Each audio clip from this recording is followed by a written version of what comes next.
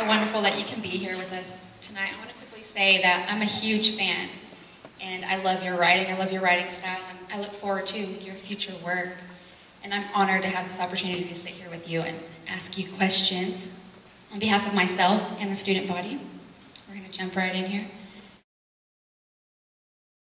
Many people are speculating that Oskar is a 9-year-old version of yourself. What are your comments on that?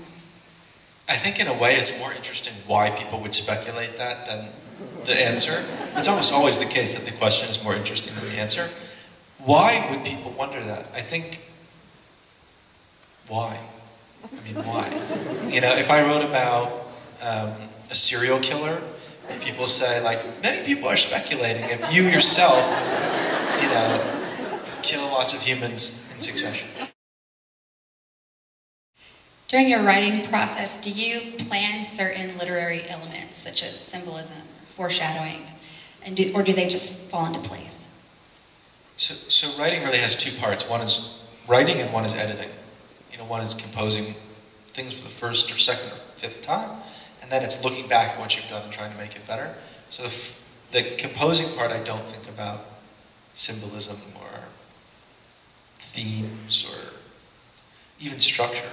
But when I edit, I do. So it's a kind of yes and no.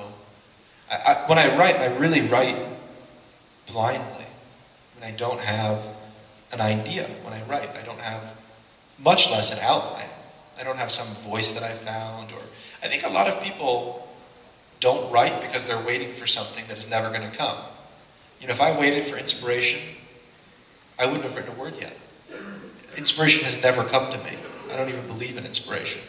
I believe in work, like facing down a blank page and, you know, the act of will that it takes to just fill a blank page. It's a very hard thing to do. It's really frustrating, and it makes you feel dumb, and it feels like a waste of time.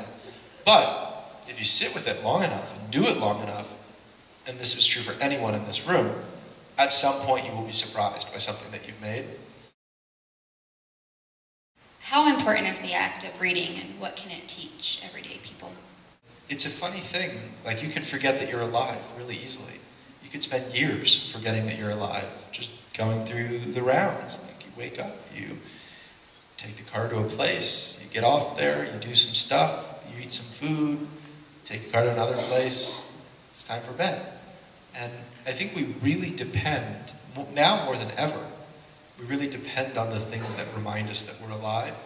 And I've been lucky to find such a thing in reading. And I know a lot of other people who've also found it in reading.